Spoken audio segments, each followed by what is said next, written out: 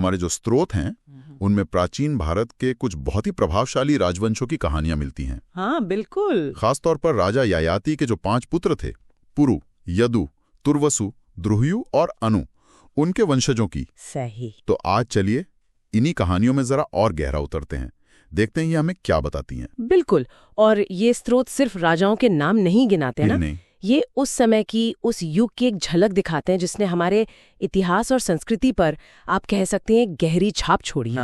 आज हम खास तौर पर पुरु और यदु वंश पर ही ध्यान देंगे, क्योंकि इनका जिक्र स्रोतों में काफी है और कहानियां भी दिलचस्प हैं। हाँ। पुरु वंश का नाम आते ही सबसे पहले तो मुझे राजा भरत याद आते हैं, दुष्यंत और शकुंतला के पुत्र। हाँ बिल्कुल। और कमाल की बात है, कहते हैं हमारे देश का नाम भारतवर्ष इन्हीं पराक्रमी राजा के नाम पर पड़ा। हाँ, ये बात स्रोत साफ कहते हैं। उन्हें चक्रवर्ती सम्राट कहा गया है, मतलब चारों दिशाओं में जिनका राज फैला हो। अच्छा। और उनकी शक्ति, लिखा गया उनमें 10,000 हाथियों जितना बल था। 10,000 हाथी? हाँ। अब ये सचमुच था या एक आदर्श राजा की शक्ति दिखाने का तरीका, ये तो सोचने वाली बात है, पर ये दिखाता है कि उस समय एक महान राजा से उम्मीदें क्या होती थीं। सही बात है। और इसी पुरुवन्य में आगे चलकर एक और बड़े राजा हुए, कुरु। हाँ, कुरु। कहते हैं उन्होंने एक बड़ा ही पवित्र और सुंदर क्षेत्र को अपनी कर्म भूमि बनाया, जो बाद में कुरुक्षेत्र कहलाया। सही कहा। और इसी से जुड़ता है कौरव वंश का नाम। हाँ, कौरव वंश। और इसी कौरव वंश की कहानी तो फिर महाभारत के रूप में हम सब जानते ही हैं। शांतनु, फिर गंगापुत्र भीष्म पितामह। हाँ, फिर धृतराष्ट्र और पांडु के पुत्र अर्जुन जैसे महारथी, सब इसी वंश की देन है। एक और बात, राजा ययाति ने पुरु वंश को एक तरह का आशीर्वाद दिया था कि ये वंश कभी धरती से खत्म नहीं होगा। अच्छा। हाँ, ये दिखाता है कि इस वंश को कितना महत्वपूर्ण माना जाता था, इसकी निरंतरता कितनी जरूरी समझी जाती थी। वाकई पुरु वंश की विरासत तो बहुत बड़ी है। अच्छा, अब अगर यदु वंश की तरफ देखें, उसमें भी तो एक से बढ़कर एक वीर हुए हैं। बिल्कुल। खासतौर पर वो है शाखा के राजा कार्तिवीर्य अर्जुन का जिक्र आता है, वो बड़ा अनोखा है। हाँ। उन्हें सहस्त्र बाहु कहा गया है, 1000 भुजाओं वाला। हाँ, सहस्त्र बाहु, ये कहानी अपने आप में गजब की है। कहते हैं उन्होंने कोई 10,000 साल तक कठोर तपस्या की थी। 10,000 साल? हाँ, जिसके बाद भगवान दत्तात्रेय ने प्रसन्न होकर उन्हें ये वरदान दिया, 1000 भुजाओं का। और वो सिर्फ योद्धा नहीं थे, वो महान योगी भी थे।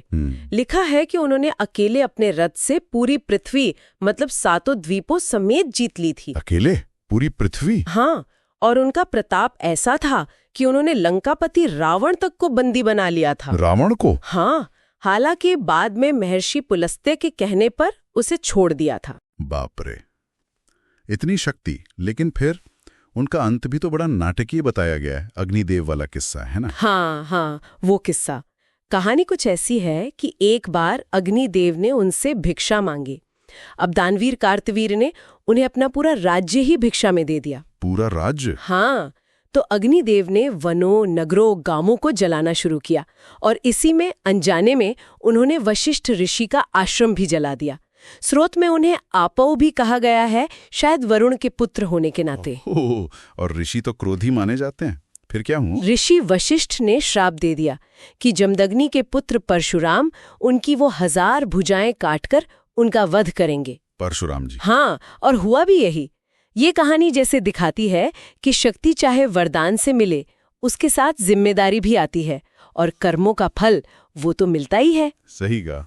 पर यदुवंश यहाँ खत्म नहीं हुआ। ये तो बहुत ही विशाल वंश था। हाँ बिल्कुल। इसमें आगे वृष्णि और माधव जैसी कई शाखाएं हुईं और सबसे अहम बात, यदु के ही एक पुत्र थे, क्रोष्ठु। हाँ, जिनके कुल में आगे चलकर स्वयं श्री हरि ने भगवान श्री कृष्ण के रूप में अवतार लिया। श्री कृष्ण?